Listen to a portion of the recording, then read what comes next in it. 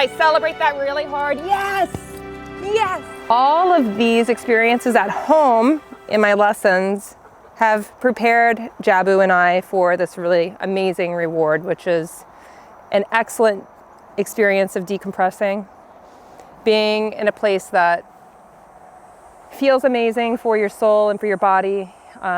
It's good for her, it's good for me, and we're able to actually be together in a place that is actually a public place. We've seen a few people, but overall, it's just been safety for myself and for my own dog.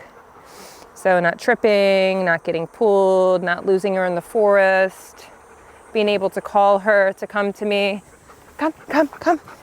Like all of this has been built up from training her in my home and repetition and allowing for more freedom, right? Now it's a good idea just to set your dog up and get them to be focusing just on you before they go into any environment. Got into another environment and she started pulling me like crazy. And then she even wrapped around my son with the leash, which is embarrassing and it's awkward. But this, even if you're a trainer or you have a dog that you've had for a couple of years and they're relatively a really well-behaved dog, when they come into a new environment, they are just like, wah! Right? Yes. Just kind of like warming her up, just calming it down a little bit. You're not going to always have the most perfect child or the most perfect self. So get over it. This is training. This is daily training, just loose leash walking. You've got plenty of space to walk all around and sniff without pulling. Now it's nice and tight, and I'm not going to release it. She's going to self-correct. Yes! My pace and a dog's pace is entirely different. Also, dogs move around like this, and we tend to be a little bit more linear in our approach with walking. So matching up the way you walk with a dog can kind of balance each other out, where I'm not exactly walking like the dog, but there's a little bit of more of a balance and connection. You see that difference? Isn't that nice? Versus this, and she's just like trying to walk straight, which is awkward for her. And the speed at which I'm trying to get her to walk is also awkward. It has to slow her down mentally and also physically. The gait is off. So you want to consider the gait of the dog, the size of the dog, and try to match those steps up a little bit. Yes. So now she's starting to be more aware of the leash. Yes. So that if I need to jump over things, we've got a looseness to us. Don't call it quits. Dogs are not robots. So there's going to be those highs and lows and middles. She's starting to pull. Hey, Jabu. Good, thank you.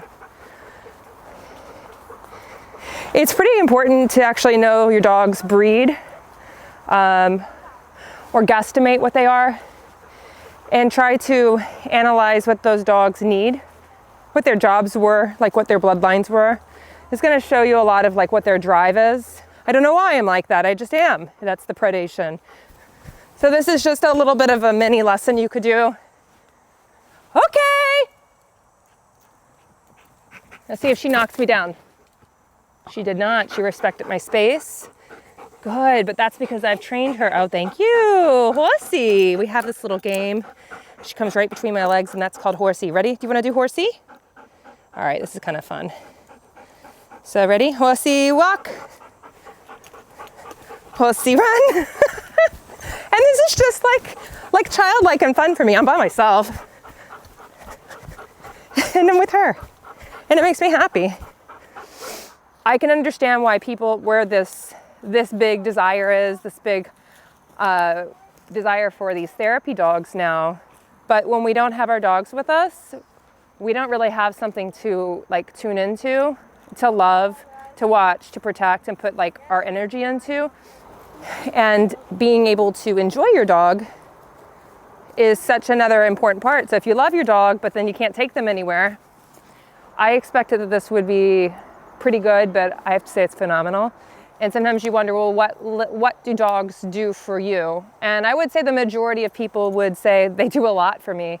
But until you actually have the experience of where you feel like you're in a place where you don't have your dog versus a place where you do have your dog, and you have that comparison and contrast, you actually really get to know yourself really well with a dog, and you get to know yourself really well without your dog.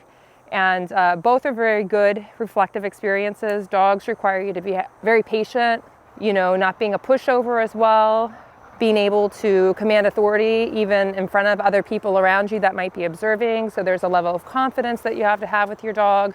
A lot of reflection when you're in training for yourself and with your dog. How did the training go? Reflecting on it. What do you keep having issues with? So I recommend like a diary. I recommend reflection in total. And I also recommend that if you do have any issues with self-coping, that you would consider having a dog, and that you would consider having a dog that that would be in a forever training process with you, because you're all going to go through different life stages together. Taking that lifestyle seriously can bring you an immense amount of joy and freedom, and that is the gift of a dog, is to allow you to see yourself through them, through their health, through their wellness, and also just how they look at you and how you feel in return. And it's a beautiful, beautiful thing to have a dog. So you're the only one that listens to me. My sunshine.